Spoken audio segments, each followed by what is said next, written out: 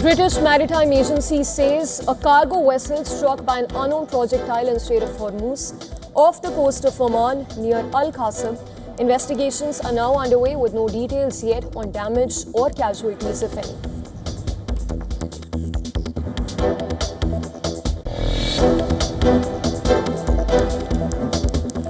Trump's Board of Peace assures Israel that any Gaza withdrawal would begin only after Hamas is fully disarmed, easing Israeli objections and reaffirming the shared goals. And this follows talks with Prime Minister Benjamin Netanyahu.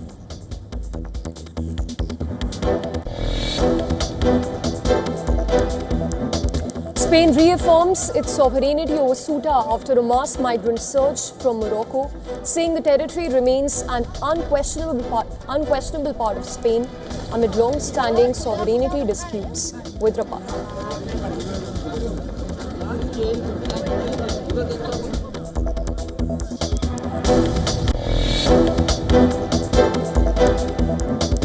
WhatsApp temporarily places multiple accounts, including in India, under 24-hour review, restricting app features. Company says it may occasionally make mistakes while enforcing measures against service abuse.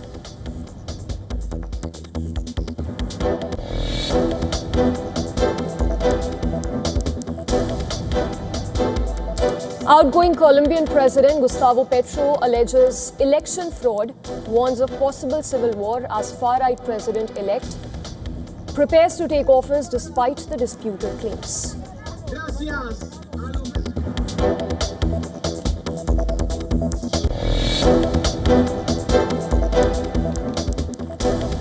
25 U.S. states are suing the Trump administration over new tariffs, saying the president overstepped his authority.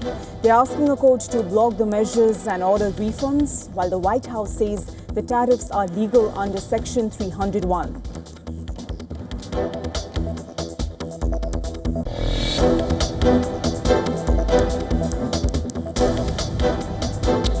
Abdul Shafiq's century and Babar Azam's 87 put Pakistan in the driver's seat in the second test match. Against the West Indies, the visitors have scored 266 runs to the loss of 2 wickets on day 2 and now require just 78 runs away from clearing the deficit.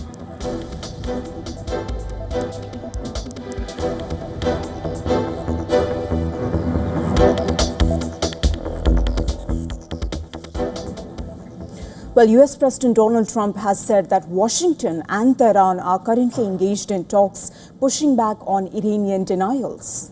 While this, Trump has also insisted that it is going to be Iran's last chance to sign a deal before decapitation, adding that he has absolutely no time constraints on negotiations going forward. Now, Iran's foreign ministry denied on Monday that negotiations with Washington are taking place, but Trump insisted that they are happening right now. He said that the two sides were speaking at the request of Iran, Saudi Arabia, the UAE and Qatar, among others. Are the talks with Iran now off and are airstrikes Not back on? Iran, they're going on right now. It's an amazing thing. We have a little problem with Iran because we have many talks and we'll say we have or we don't have. You know, we're straight about it. But they deny, but they're not denying it now. They just put out a statement not denying it. But for some reason, they, when they're talking, they don't like saying that they're talking. So I say, wait, we're in talks. Big deal. According to President Donald Trump, the talks are focused on reopening the Strait of Hormuz, which Trump said could come literally by tomorrow, and that the denuclearization of Iran as well, which he said could take a little while going forward. Early in a post on his Truth Social platform, Trump lashed out at Iran for admitting that they are talking to US, accusing its leadership of being unbelievably duplicitous. The president claimed that it was Iran who had asked for a meeting, and Trump wrote, I quote it here, whether Iran wants to admit it or not, we are in fact talking of a solution to a problem that they have caused for decades. Iran, for its part, has said that it is not currently negotiating with the United States. The Iranian Foreign Ministry has insisted the only negotiations that are currently happening are one with Oman, and that is to secure passage through the Strait of Hormuz. It said talks with Oman are focusing on creating a temporary route for vessels by merging both the Iranian and the Omani routes in the waterway.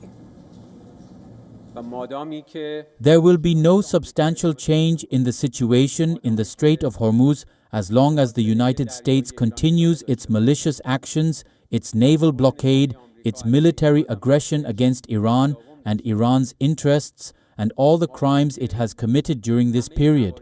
Therefore, the focus of negotiations with Oman will focus on navigation through the strait, while the relevant issues between Iran and the US should be discussed in a later stage to see how the situation will develop. A senior Iranian official has reiterated that Iran would target any US warship that tries to impose a different route other than the one Iran has defined for ships crossing the Strait of Hormuz. It's Mohsen Razai, a senior advisor to Iran's supreme leader, who has warned of targeting US ships and bases if the country continued the naval blockade on Iran. Early Tuesday, Britain's Maritime Security Agency, UKMTO, said that a cargo vessel was struck by an unknown projectile in the Strait of Hormuz off the coast of Oman. The vessel, which was not named, reported being hit, and authorities were investigating. This is without giving specifics on damage or the injuries.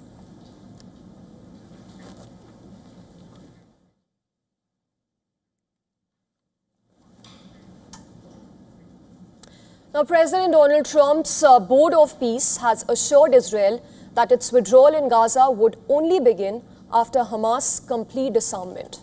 This came after Israel objected to the board's draft released last week, which called for a phased Israeli withdrawal from the territory and an immediate halt to Israeli strikes. Trump had hailed the agreement by Hamas to hand over weapons to a nascent Palestinian governing committee, calling it a major milestone.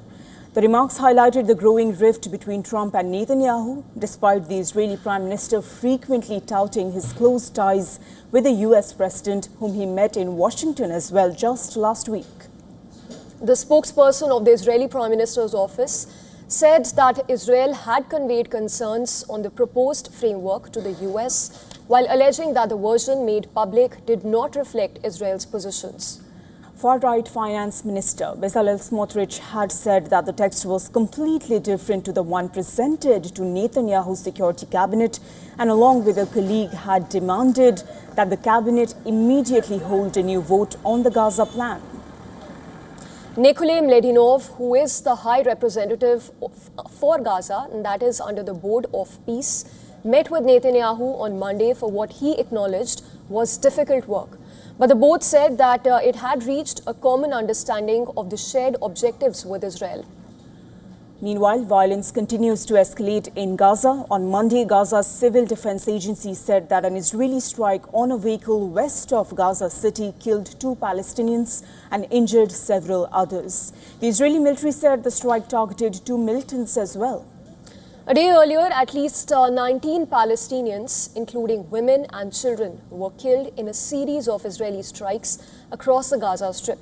According to Palestinian officials, that is, who have quoted as saying that 19 Palestinians lost their lives, parallelly Qatar, Egypt and Turkey, which are mediating the truce, have criticized what they said were ongoing Israeli violations in the Gaza Strip, particularly the targeting of health facilities as well as infrastructure and the casualties among civilians, including women and children. According to UN estimates, July was the deadliest month in Gaza as Israel ramped up its attacks in the region. The Ministry of Health reported that more than 150 fatalities, including dozens of civilians, were documented in July, the highest reported monthly death toll since the beginning of the year. Well, Russia is flooding Ukraine with missiles, drones, and relentless attacks. But the biggest threat may not be the biggest or the most expensive weapon in Moscow's arsenal. A new, cheaper cruise missile is now appearing more often on the front lines, hitting Ukrainian targets while forcing air defenses to fight a war of numbers. Take a look at this report.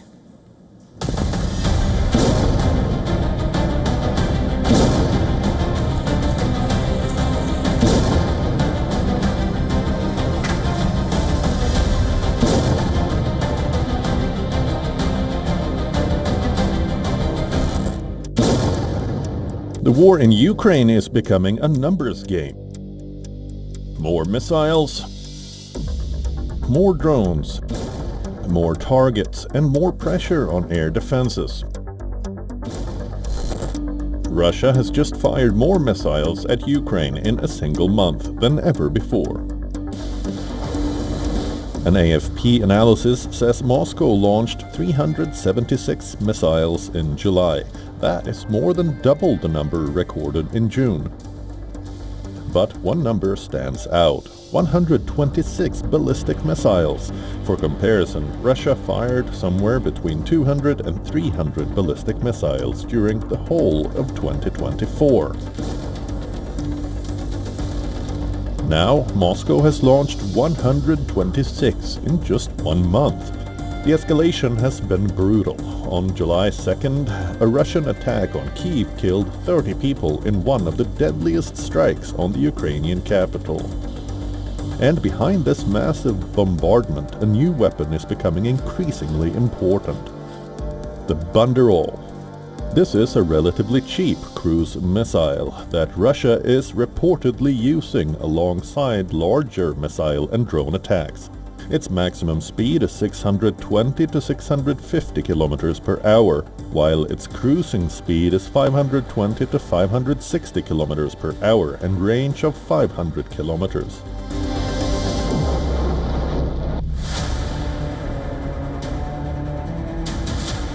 The weapon has been reportedly used particularly against Odessa and its critical port and grain infrastructure. Why does that matter? Because Russia does not always need to fire its most expensive missiles. It can send cheaper weapons in large numbers. The goal is saturation. Ukraine's air defenses have to detect every incoming threat, track it, identify it, and then decide whether to fire an expensive interceptor. This comes at a time when Ukraine is running very low on anti-missile defense systems like the Patriot. If Russia can send waves of low-cost cruise missiles alongside drones and ballistic missiles, it can force Ukraine to spend far more money defending itself. But Ukraine is not sitting still. Ukrainian drones continue to strike deep inside Russia. Kyiv has also increased its attack on Russia-annexed Crimea.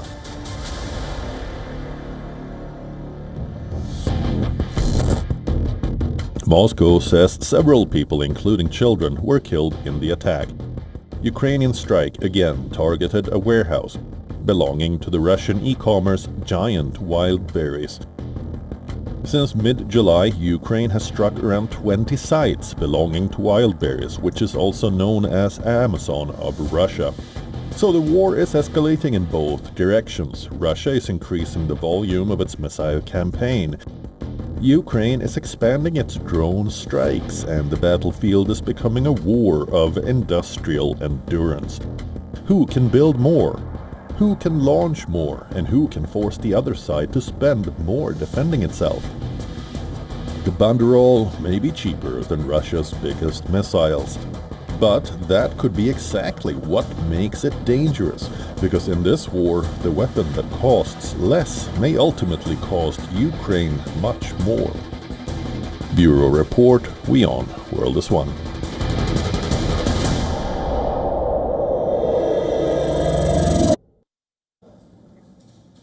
Shifting focus to the latest on Spain-Morocco tensions. It's Spain that has reaffirmed its sovereignty over the North African enclave of Ceuta.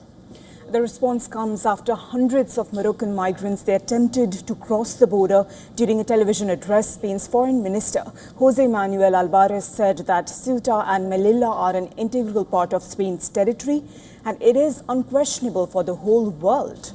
However, since its independence in 1956, Morocco has maintained its claim over Ceuta and Melilla, rejecting Spanish sovereignty over the two North African enclaves. The issue has come into spotlight again due to the Morocco migrant crisis. According to Ceuta officials, majority of the estimated 50,000 migrants who entered the enclave have since returned to Morocco. About 2,000 people remain, with the death toll standing at 72. Meanwhile, a poignant moment at Ceuta border highlighted the migrant crisis. As you see, soldiers escorted a crying Moroccan boy before repatriation efforts were even suspended. Amid migrants' complaints over inadequate access to drinking water and clean sanitation facilities, relief agencies launched food and water distribution efforts in Ceuta. The government was trying to make them hungry, to make them desperate, because they wanted them to return voluntarily to Morocco. And what we have been trying to do is to tell the government these persons were not Moroccan, these persons are not from Morocco, these persons come from countries where there is war, there is hungry, there is death, like Sudan, like Yemen, like Mali. Following the mass migrant crossings into Ceuta, the European Union has renewed calls for stronger border security to prevent similar incidents along its external borders. EU interior ministers are also set to hold an emergency video conference on Tuesday to discuss the migrant surge issue.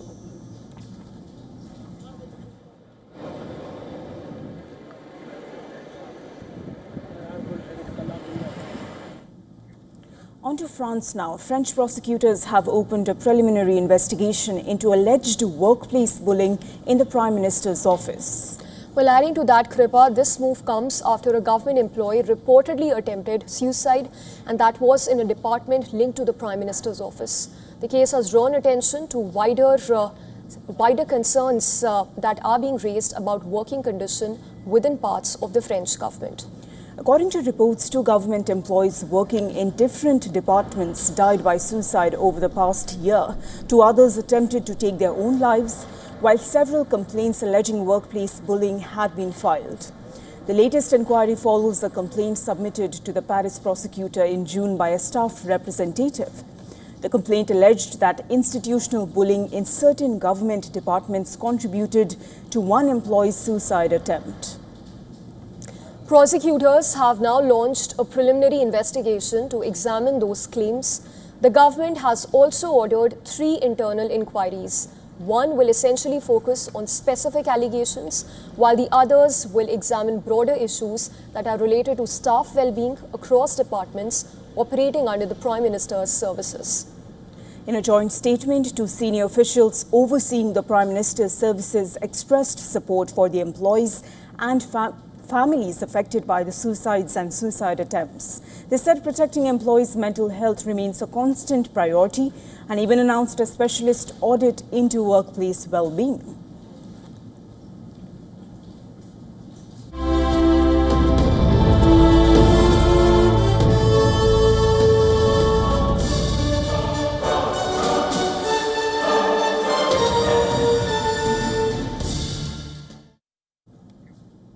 Now, an Iran-linked organized crime network is under lens after reports surfaced that claimed it has recruited teenagers to carry out contract killings. This also includes attacks on Israeli targets across Europe. The BBC reports that the Foxtrot network, a European criminal organization allegedly linked to the Iranian regime, is believed to be responsible for around 35 murders, along with several attacks and attempted attacks on Israeli targets across Europe since 2022.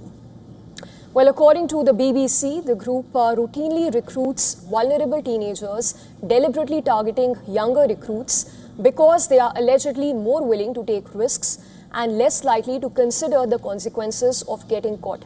The report says that Foxtrot promises cash for the attacks, but many recruits are arrested during or soon after the operation, meaning the network often avoids paying them.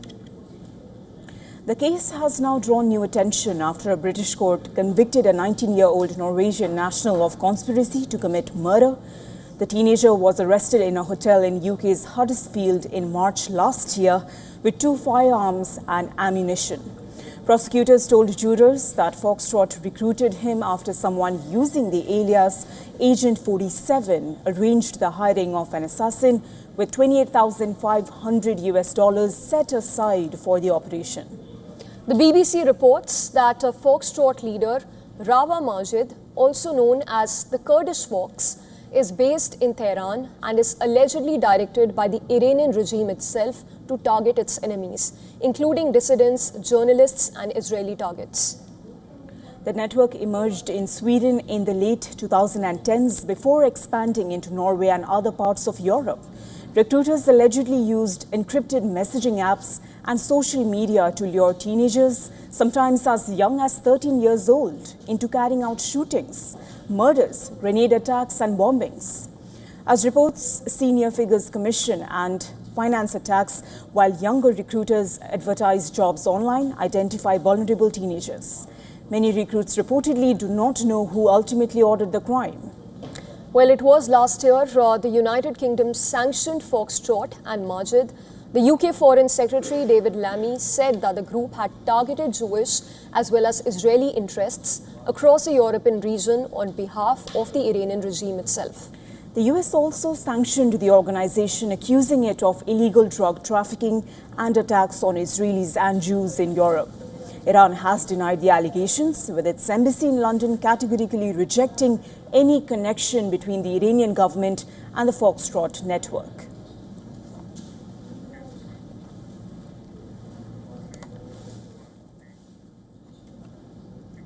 Well, US President Donald Trump spent the weekend turning his Truth Social account into a showcase of AI-generated images yet again. Well, in these images were mixed politics with fantasy and personal branding as well. From historic American heroes to walking with aliens, the US president shared more than 40 posts, most of which were AI-generated images that quickly grabbed attention and sparked a lot of conversations online. One image reimagined Trump as music icon Elvis Presley. Dressed in Elvis's signature white jumpsuit, Trump appears on stage under bright lights, a microphone in front of him, and the post offered no explanation whatsoever, letting the artificial intelligence image speak for itself. Another post shows President Trump resembling a Revolutionary War commander. The AI artwork shows Trump dressed in an 18th century military uniform, leading soldiers into a battle with an American flag in the background. Trump appeared to place himself in the same league as former US Presidents George Washington and Abraham Lincoln after he shared a post containing a fake image showing the three US presidents sitting together. Trump's Truth Social posts once again brought Greenland to the spotlight. His post captioned, "Hello Greenland," showed the US president overlooking the world's largest island, perhaps alluding to his desire for the US to take over Greenland despite pushback from both Greenland and Danish officials. Now, other posts were there as well. They included AI images tied to Venezuela, a map of the South American country covered in American flags captioned 51st State. The US president also shared posts attacking political rivals.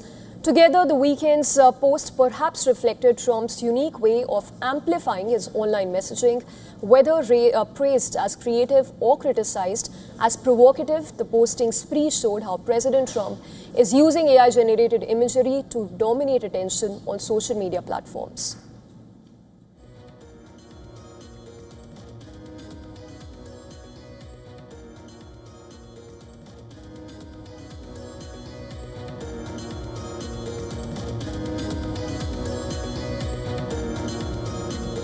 All right, for now, we head into a very short break on World DNA. Lots coming up. Stay tuned.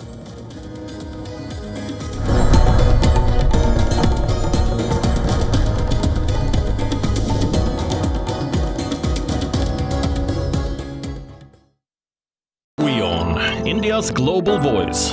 The channel that brings you the biggest stories from across the world through India's lens. Now available in more than 190 countries worldwide. Because we believe that the world is one. Watch us in Africa, Europe, USA and Canada, South America, Asia Pacific, Middle East and North African regions. Also available on these digital platforms across the world. WION. World is one. In-depth coverage of global issues broken down into facts, figures and simple words.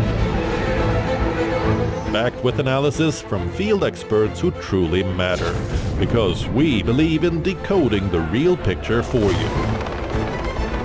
So you get a much wider and deeper understanding of stories from around the world, a 360-degree analysis. an award-winning documentary series, week after week creating the maximum impact. Watch WION Wide Angle at these times on WION. World is One. From the bustling trading floors of Wall Street to the vibrant exchanges of Asian stock markets, WION breaks it down for you to make sense of what's happening, as we reveal the key factors behind events, strategic battles, and the game-changing business decisions that shape the world. We bring you all of this and more on World Business Watch. The Israeli drone is above our heads all the time in Lebanon. More than 200,000 civilian homes have been destroyed. This looks like it used to be a toy for a little girl. Can't but wonder while I'm walking between all of this rubble, how many lives were destroyed, how many kids were traumatized, how many women lost their families. If this isn't a war crime, then what is? From the southern suburb of Beirut, I'm Redi Francis for WION. World is One.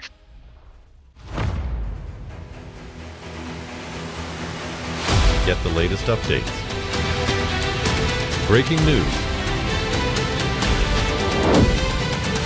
Credible, clear, continuous. Experts across aisles. Diverse voices, one platform. WION World is One.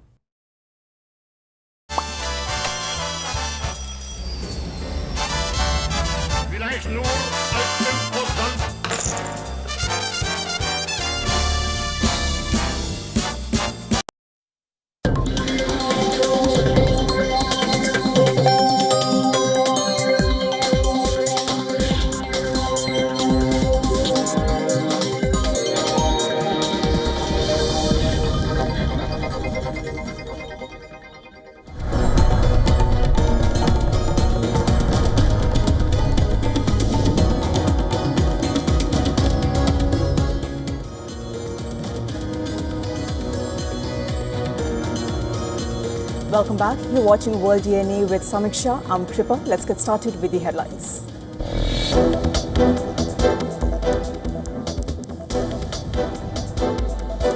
Russian attack on Ukraine's Sumy using guided aerial bombs kills one person, striking civilian infrastructure.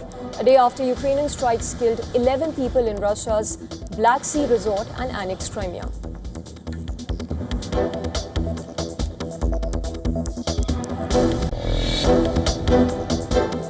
Big deal. We're in talks. And they'll sometimes deny it, even though they spend hours and hours together talking. Trump accuses Iran of denying talks while privately seeking negotiations, presenting deal or total surrender as the only options, and claiming discussions are underway to resolve disputes.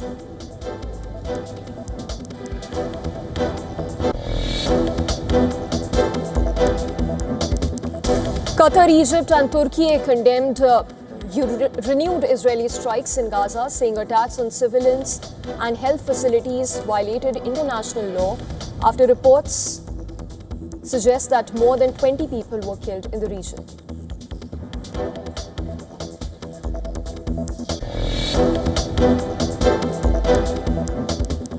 Spain reaffirms its sovereignty over Ceuta after a mass migrant surge from Morocco, saying the territory remains an unquestionable part of Spain amid long-standing sovereignty disputes with Rabat.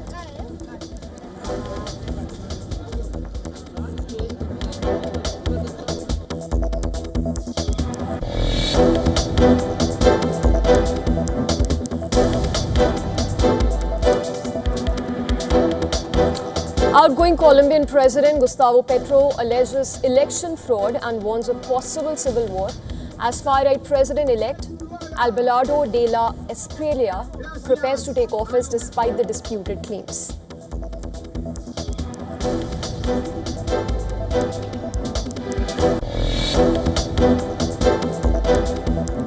North Korea dismisses a US-led warning that its disguised IT workers fund weapon programs, calling the allegations an attempt to damage its reputation and accusing Washington of hypocrisy over cyber activities.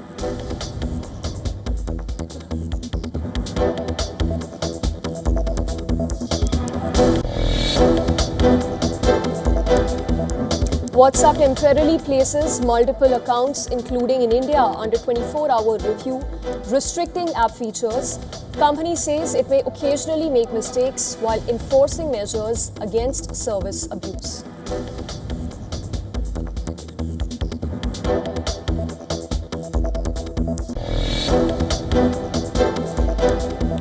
Amazon shares hit a record high, pushing the company's market value above $3 trillion for the first time. The surge follows strong quarterly earnings driven by booming cloud growth and rising demand for artificial intelligence services.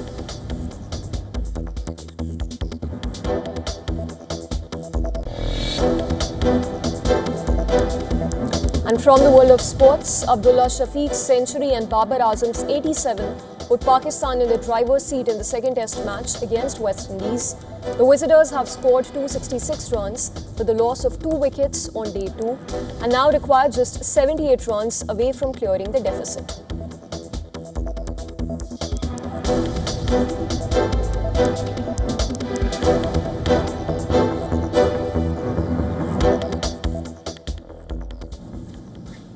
All right, we begin first up with the latest that we're tracking from Bangladesh. The country has formally raised concerns with India over former Prime Minister Sheikh Hasina's planned public address from India. This issue surfaced, Samiksha, during a meeting between India's new High Commissioner to Dhaka, Dinesh Trivedi, and Bangladesh's Prime Minister's advisor on Foreign Affairs, Humayun Kabir.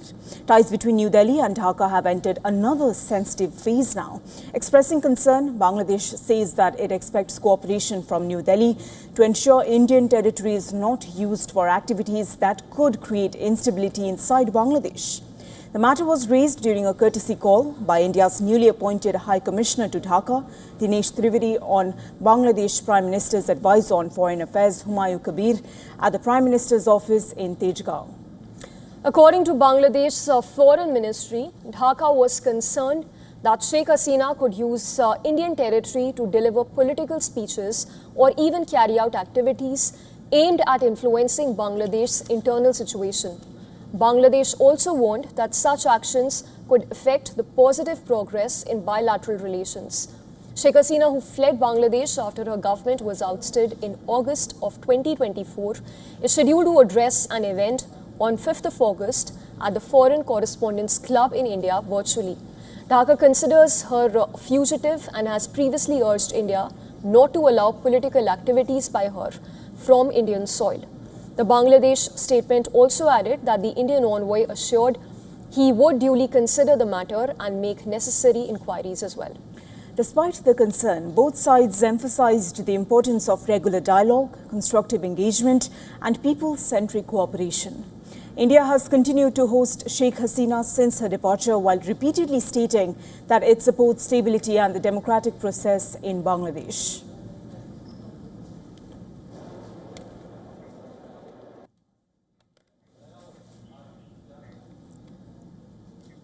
After a sharp rise in search and rescue operations linked to risky social media-driven trekking trends, the Malaysian authorities are tightening its regulations. Well, adding to that, Kripa, the Ministry of Natural Resources and Environmental Concerns, Sustainability that is, has announced a series of measures aimed at reducing accidents in the country's forests and reducing in mountain regions as well. As per the new rules, hikers are required to use certified guides at 189 high-risk locations across Malaysia. Authorities are also introducing mandatory pre-climb screening, including health declarations, medical history checks, and proofs of insurance before trekkers are allowed to even start their journey. Officials say recent rescue missions involved hikers who are underprepared or ventured onto unauthorized routes. There are also plans to curb the trend of compressed hikers, where trekkers attempt to complete demanding trails in a fraction of the usual time, which significantly increases the risk of fatigue and emergencies. Experts have also raised concerns over the so-called hikers who prioritize social media content over safety by carrying minimal equipment and taking unnecessary risks.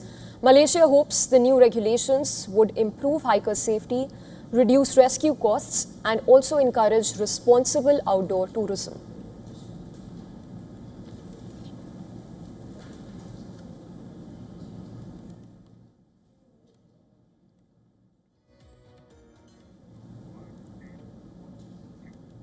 All right, we shift now to Myanmar. The military government in Myanmar has released rare photos of Aung San Suu Kyi. This detained leader met with a delegation from the International Committee of Red Cross, and Myanmar's Military Information Committee even released several grainy photos of 81-year-old Suu Kyi amid rising concern of her health. The detained leader met with the Red Cross representative to Myanmar. The meeting also took place in the capital, where Suu Kyi is also under house arrest. The detained leader was transferred from prison to house arrest in April this year, and her overall sentence was also reduced. Suu Kyi was imprisoned in 2021, remember, when a military coup early morning on February 1st overthrew her democratically elected government. Myanmar was under full military junta rule until elections in January this year, which the military-backed party won with a sweeping mandate.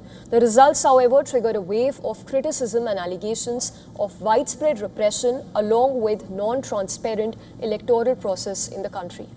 For a long time after being detained, her whereabouts were unknown. There were no public updates available on her health, and no envoy or foreign leader had met her until the Red Cross delegation right now.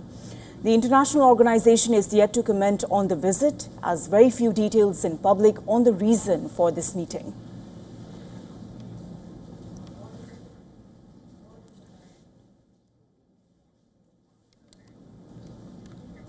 The India Meteorological Department has issued a warning of flash floods, landslides and heavy rain as an active monsoon continues to affect large parts of the country. Well, yes, the concerns have been raised. In fact, the most immediate concern is in the state of Himachal Pradesh, where the Weather Office has warned of flash floods in 7 districts. An orange alert has also been issued for heavy rainfall in isolated parts of Himachal Pradesh, while a yellow alert will remain in place until 9th of August. Authorities have warned of waterlogging and rising water levels, while urging people to avoid vulnerable areas. The monsoon remains active well beyond Himachal Pradesh, with the IMD having forecast widespread rains across multiple states through the week, with isolated spells that are also expected in several regions. Now, the state of Assam continues to be one of the worst hit states. The flood death toll has risen to 85, while more than 135,000 people remain affected. As floods continue to disrupt lives, technology is emerging as a key tool in relief operations. Digital platforms such as Help Monk mobile app and the crowdsourced website banpani.org are helping connect stranded residents with volunteers, donors and emergency responders. Meanwhile, Delhi NCR is expected to receive intermittent rainfall and thunderstorms this week, with a western disturbance likely to intensify rains across northwest India. The Weather Office has also advised fishermen to stay away from parts of the Arabian Sea, the Bay of Bengal and the Andaman Sea due to strong winds and rough sea conditions.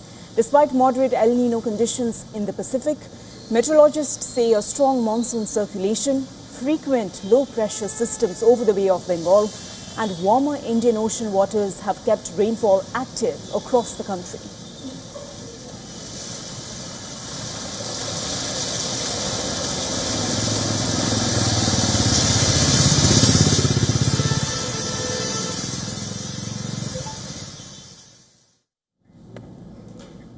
All right, in news from the state of Maharashtra, where the state unit of Indian Medical Association has called for a 24-hour statewide suspension of routine medical services today.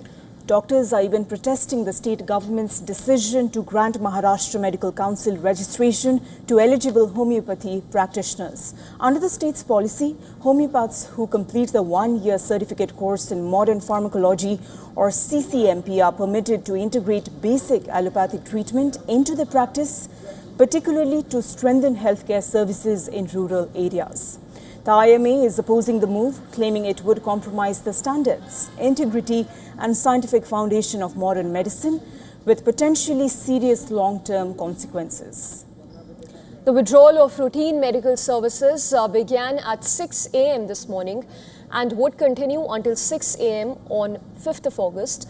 Emergency, casualty and other life-saving services will, however, continue to ensure uninterrupted patients' care. The IMA's call has been backed by the Association of Resident Doctors, medical interns, and several specialty medical organizations as well.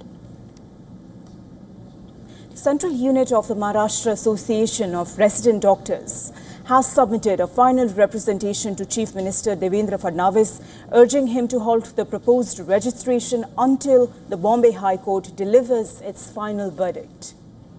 Meanwhile, homeopathic doctors have threatened to stage a sit-in outside the State Secretariat today to press their demand for registration with the Maharashtra Medical Council.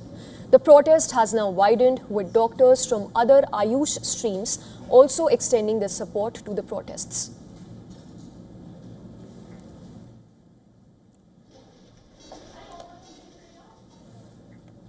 Now, 2 people have died in Michigan due to the ongoing cyclospora outbreak, which marks the first confirmed deaths in the U.S.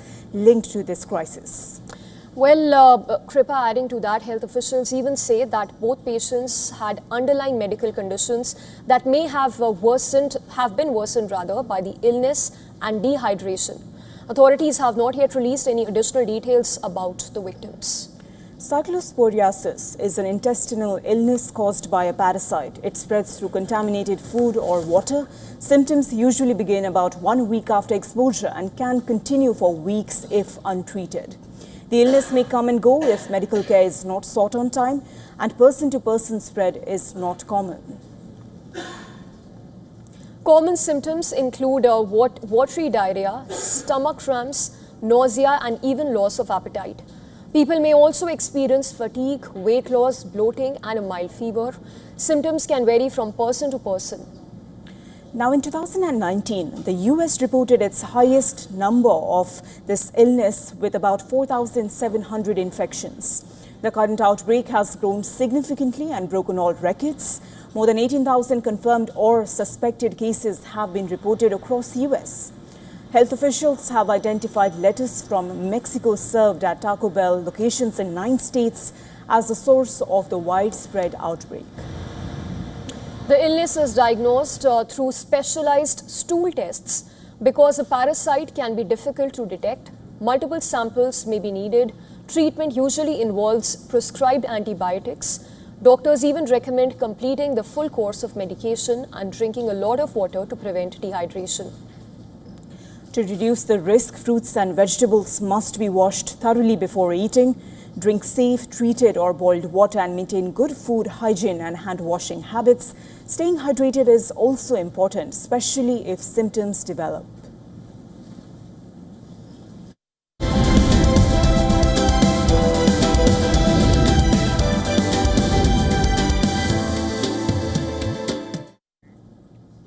From the world of business, it's China that has been mounting a strong defense of its manufacturing-led economic model as pressure from United States and Europe continues to build. With high-level trade talks expected later this year and the EU demanding progress on long-running trade disputes by October, Beijing has made it clear that it has no plans for a major policy shift. Here's a report on why China is standing firm and what it could mean for global trade. Take a look.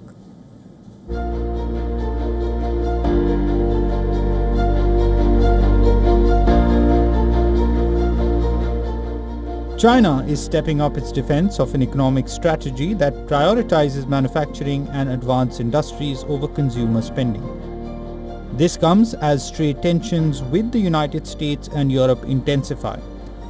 Ahead of expected meetings between President Xi Jinping and US President Donald Trump, and with the European Union setting an October deadline to resolve trade disputes, Beijing has signaled there will be no major shift in policy. Chinese officials have rejected Western accusations of industrial overcapacity, arguing that the country's investment-led development model remains appropriate for an economy that is still catching up with advanced nations. State media has also defended China's relatively weak consumption as a historical outcome of its rapid industrialization. The United States and Europe argue that China's heavy support for manufacturers combined with weak domestic demand has resulted in excess production that is being exported at low prices, hurting industries in other countries. Beijing, however, says its industrial policies have produced affordable and increasingly sophisticated products that benefit the global economy. Premier Li Qiang has dismissed concerns over a China Shock 2.0, describing China's technological rise as a global opportunity instead. Analysts say China's messaging has become more assertive. This reflects greater confidence after Beijing managed to withstand previous rounds of US tariffs by leveraging its dominance in strategic sectors such as rare earth minerals. Despite defending its model, Beijing has acknowledged imbalances within the economy. Officials have pledged to curb deflationary price wars among manufacturers and have promised targeted measures to support consumption, but without pursuing major structural reforms. Meanwhile, international research continues to question China's approach. The OECD estimates that nearly 60% of Chinese firms' market share gains are linked to government subsidies. A Bank of Italy study says about 75% of China's recent export growth has been driven by weak domestic demand and excess production, while McKinsey estimates China is adding productive assets at 3 times the pace of the US and Europe combined. As negotiations draw closer, China appears determined to defend its economic model while limiting any major policy concessions. Business Bureau WION, World is One.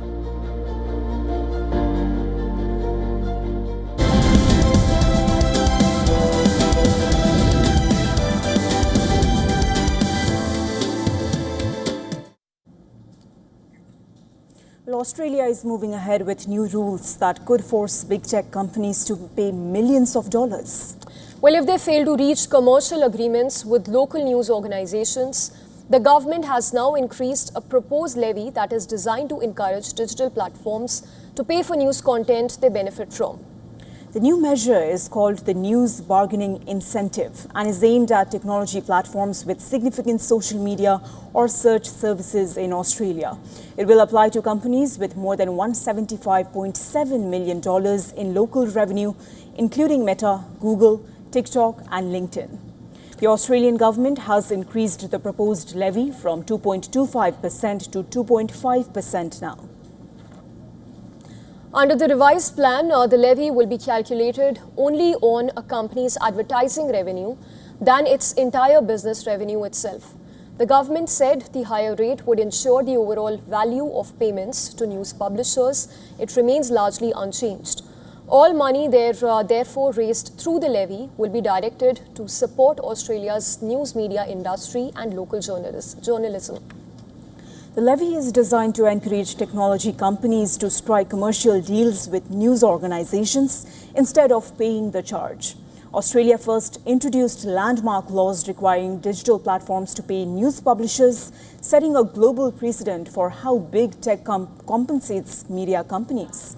The new legislation is expected to be introduced when the Australian Parliament returns later this month.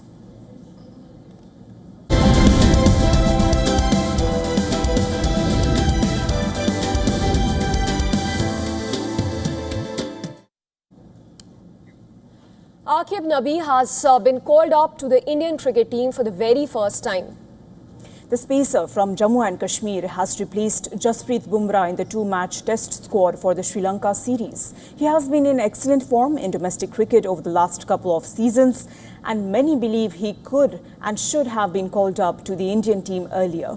He was pivotal in Jammu and Kashmir's historic maiden Ranji Trophy win earlier this year.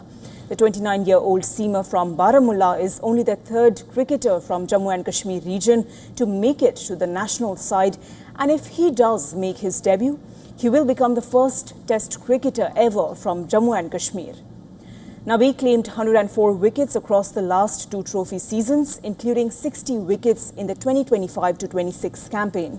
He was part of the India squad that toured Sri Lanka recently, even returned 6 wickets in the 2 matches played in the country. Nabi's inclusion comes after Jasprit Bumrah failed to recover from a left knee injury that he sustained during ODI series against England.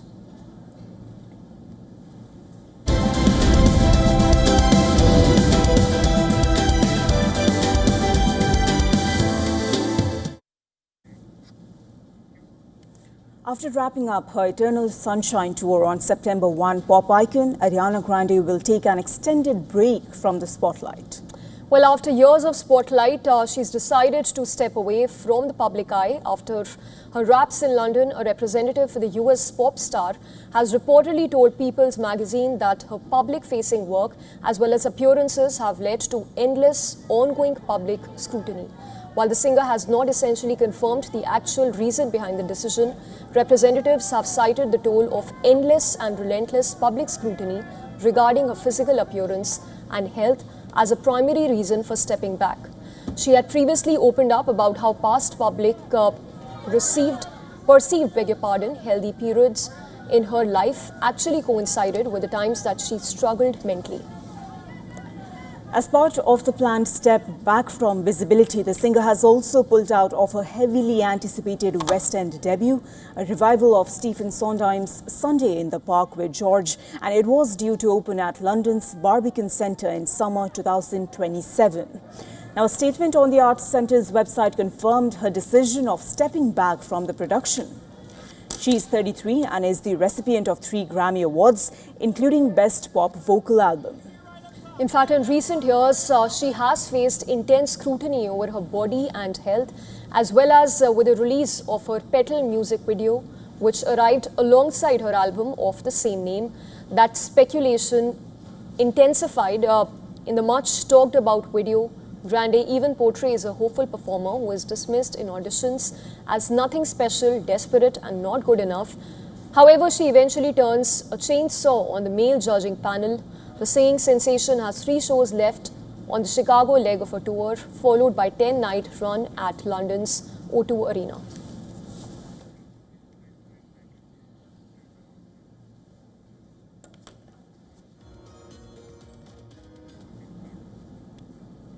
Well, that's all we have in this edition of World DNA. But before we slip into a very short break, here's a quick look at the images drawing our attention from around the world. Stay tuned to WION, World is One.